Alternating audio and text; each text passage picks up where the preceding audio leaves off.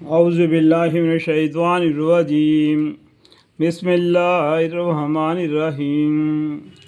اور جب تم لوگوں میں سے کسی نے ایک آدمی کا خون کر دیا پھر ایک دوسرے پر اس کو ٹالنے لگے، اللہ تعالیٰ کو اس امر کرنا ظاہر کرنا منظور تھا جس کو تم مخفی رکھنا چاہتے تھے، اس لیے ہم نے حکم دیا کہ اس کو اس کے کوئی سے ٹکڑے سے چھو دو۔ اسی طرح حق تعالیٰ قیامت میں مردوں کو زندہ کر دیں گے، اور اللہ تعالیٰ اپنے نظائر قدرت تم کو دکھلاتے ہیں اس تو کا پر کہ تم عقل سے کام لیا کرو۔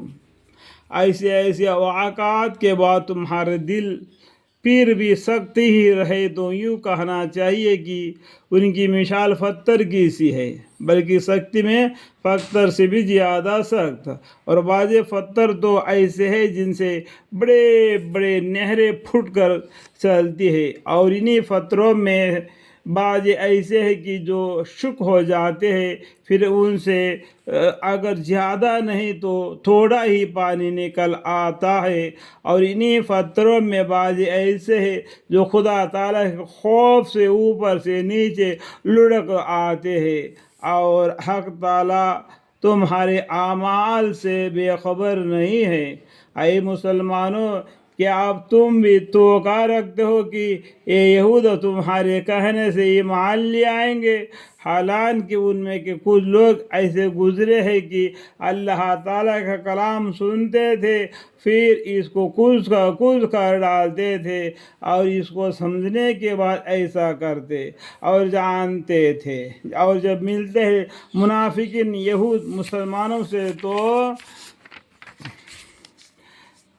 ان سے تو کہتے ہیں کہ ہم بھی ایمان لے آئے ہیں، اور جب تنہائی میں جاتے ہیں یہ بعض دوسرے بعض ایرانیہ یہودین کے پاس تو ان سے کہتے ہیں کہ تم مسلمانوں کو وہ باتیں بتلا دیتے ہو جو اللہ تعالیٰ نے تم پر منعکس کر دی ہے، تو نتیجہ یہ ہوگا کہ وہ لوگ تم کو حجت میں مغلوب کر دیں گے۔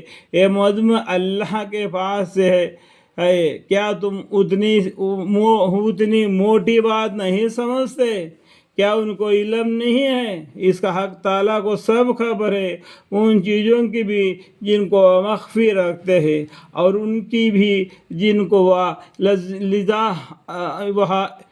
اظہار کر دیتے ہیں۔ اور ان یہودیوں میں بہت سے ناخواندہ بھی ہے جو کتابی علم نہیں رکھتے، لیکن بلاسند دل خوشی کن باتیں بہت یاد ہے، اور لوگ اور کچھ نہیں خیالات پکا لیتے ہیں۔ تھوڑا تو بڑی خرابی ان کی ہوگی جو لکھتے ہیں بدل کر کتاب توریات کو اور اپنے ہاتھوں سے، پھر کہہ دیتے ہیں کہ یہ حکم خدا کی طرف سے ہے۔ غرض صرف یہ ہوتی ہے کہ اس ذریعہ سے کچھ نقد اور قدر قلیل وصول کر لے، سو بڑی خرابی پیش آئے گی ان کو اس کے بدولت بھی جس کو ان کے ہاتھوں سے لکھا تھا، اور بڑی خرابی ہوگی ان کو اس کی بدولت بھی جس کو وہ وصول کر لیا کرتے تھے۔ اور یہودیوں نے یہ بھی کہا کہ ہرگز ہم کو آتش دوزخ چھوئے گے بھی نہیں مگر بہت تھوڑے روز جو انگلیوں پر شمار کر لیا جا سکے۔ آپ یوں فرما دیجئے کہ کیا تم لوگوں نے حق تعالیٰ شانہ سے اس کے متعلق کوئی معاہدہ لیا ہے جس میں اللہ تعالیٰ اپنے معاہدہ کے خلاف نہ کریں گے؟ اللہ تعالیٰ کا ذمہ ایسی بات لگاتے ہو جس کی کوئی علم سند اپنے پاس نہیں رکھتے؟ کیوں نہیں؟ جو شخص قصداً بری باتیں کرتا ہے اور اس کو اس کی خدا اس کے خطا اور قصور اس طرح احاط کر لے گی کہیں نیکی کا اثر تک نہ رہے. سو ایسے لوگ اہل دوزخ ہوتے ہیں اور وہ اس میں ہمیشہ ہمیشہ رہیں گے. اور جو لوگ اللہ اور رسول صلی اللہ علیہ وسلم پر ایمان لائے اور نیک کام کرے ایسے اہل بہشت ہوتے ہیں اور وہ اس میں ہمیشہ ہمیشہ رہیں گے. الحمدللہ رب العالمین.